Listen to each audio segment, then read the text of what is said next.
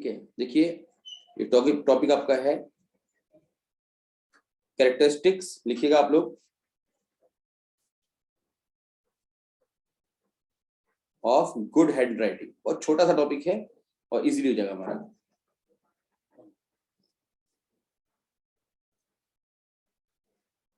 ठीक है, अच्छे लेखन की विशेषताएं, अगर हम हिंदी में बात करें तो इसको ऐसा बोलेंगे, अच्छे लेखन की विशेषताएं।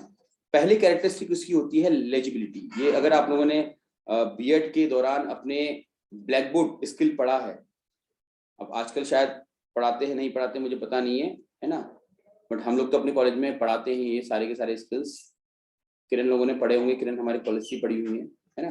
तो ब्लैक बोर्ड स्किल जो है उसके अंदर ये सारे स्किल बताए, ये सारे टर्म्स यूज किए जाते हैं जो मैं आपको बताने वाला हूँ।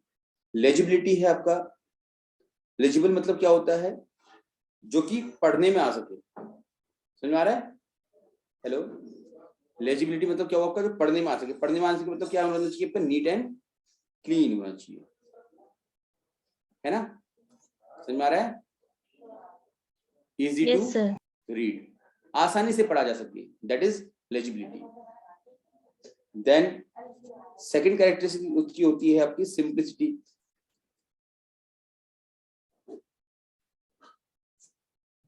ठीक है,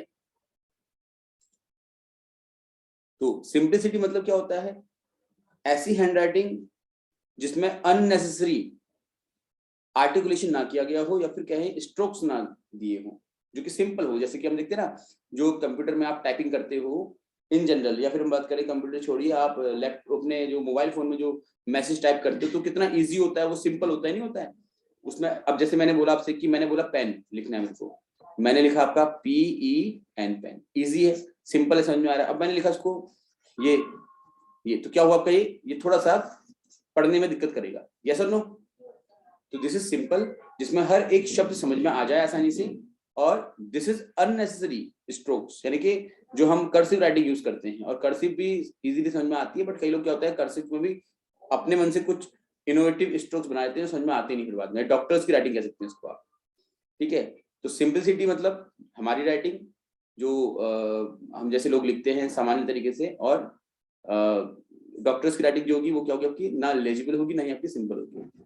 तो लेजिबिलिटी और सिंपलिसिटी ऑलमोस्ट एक ही ऐसे आपको लग रहे होंगे, बट डिफरेंस है।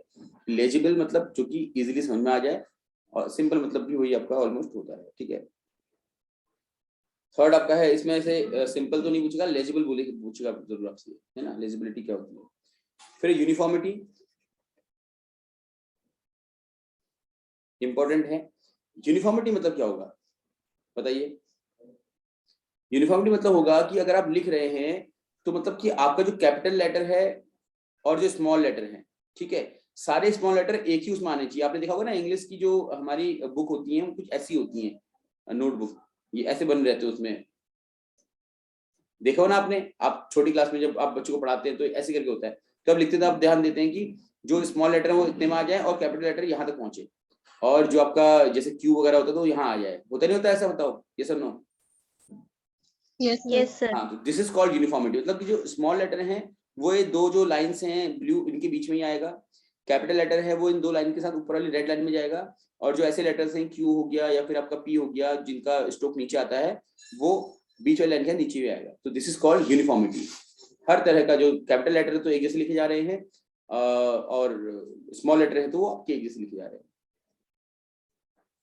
फोर्थ आपका होता है इसमें प्रॉपर स्पेसिंग।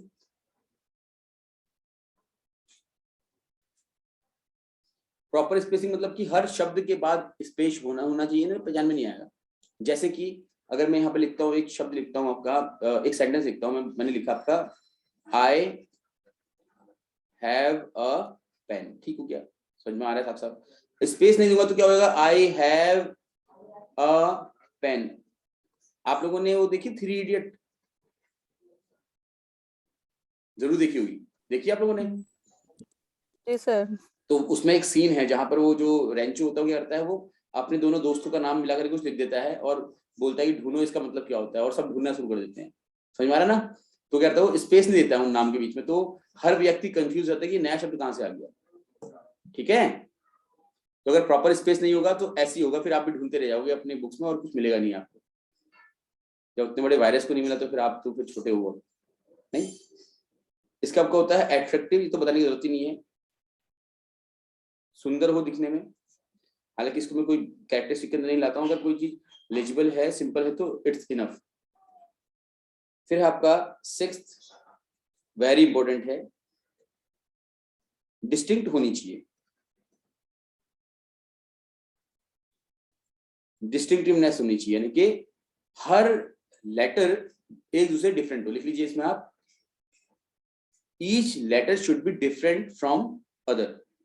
अगर मैंने ई लिखा है तो ई किसी दूसरे लेटर की तरह ना दिखाई दे, है ना, समझ रहा है, क्लियर है। ओ लिखा है तो ओ ऐसा हो और क्यू पूरा ऐसा हो।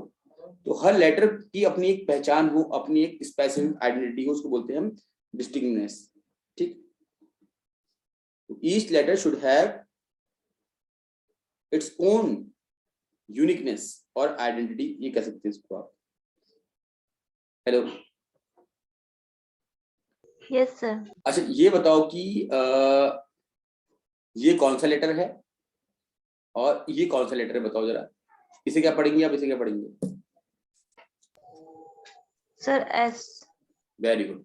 क्योंकि ये जो सिंबल है, इस सिंबल को हम एस प्रोनाउंस करते हैं, इस सिंबल को हम जेड प्रोनाउंस करते हैं। तो हर सिंबल का अपना एक क्या है, आइडेंटिटी है, एक अपना नेम है। ठीक है, तो यही है आपका डिस्टिंक्टिवनेस। मतलब कि हर, जब आप इसको शब्द में लिखेंगे, किसी वर्ड में इसको फ्रेम करेंगे, तो आप इसको एस ही पढ़ेंगे और जेड को जेड ही पढ़ेंगे, ऐसा कुछ हो। सेवंथ आपका है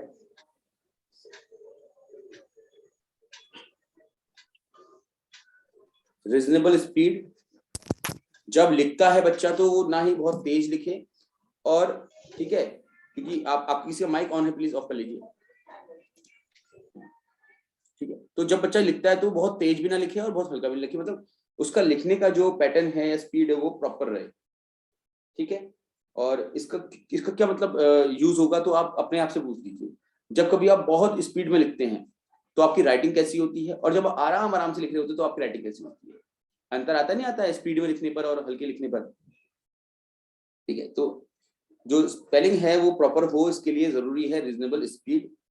एंड देन एक कैरेक्टरिस्टिक बताइए इसमें इन्होंने, प्राइड। हालांकि मैं फिर से कह रहा हूं, मैं कैरेक्टरिस्टिक्स में जो मेजर जो आपके नेम है वो ये हैं, लीजिबिलिटी, सिंप्लिसिटी, यूनिफॉर्मिटी और डिस्टिंक्टिवनेस एंड प्रॉपर स्पेस। तो लीजिबिलिटी है आपका, सिंप्लिसिटी है, यूनिफॉर्मिटी है, प्रॉपर स्पेस है एंड डिस्टिंक्टिवनेस। यही आपकी मेजर कैरेक्टरिस्टिक्स होती हैं। बाकी एक तो अट्रैक्टिव दिखने में होना चाहिए, हाँ रीजनेबल स्पीड भी अपने अपने इसका एक कैरेक्टरिस्टिक होगा। ठीक है, और प्राइड ये कोई ऐसी कैरेक्टरिस्टिक ऐसा है नहीं, बुक में लिखा हुआ है तो आप लोगों को लिखा है तो मैं इसको। प्राइड मतलब क्या होता है, एक गर्व है ना, प्राइड क्या बोलते हैं हिंदी में, गर्व। ठीक है, जब आप कुछ लिखते हैं तो आपको लगता है कि हाँ मैंने सुंदर लिखा है, जैसे आपने कुछ लिखा और लोगों ने तारीफ किया कि बड़ा सुंदर राइटिंग है, बहुत अच्छा लिखते हो, तो उस समय क्या होता है, आपको एक सेटिस्फेक्शन मिलता है, एक प्राइड मिलती है। तो यही आपका इसका मतलब है। समझ में आ गया? Hello, yes sir. ठीक है, अब ये मीटिंग ओवर होने वाली है, दोबारा से आप लोग मीटिंग ज्वाइन कर लीजिएगा, और जो भी आपके डाउट्स हैं, कैसा भी कुछ हो तो प्लीज आप लोग पूछिए। मैं आपको पूरा समय दे रहा हूँ पूछने का, उसके लिए आप पढ़िए जरूर। पूछ तो आप तभी पाएंगे जब आपने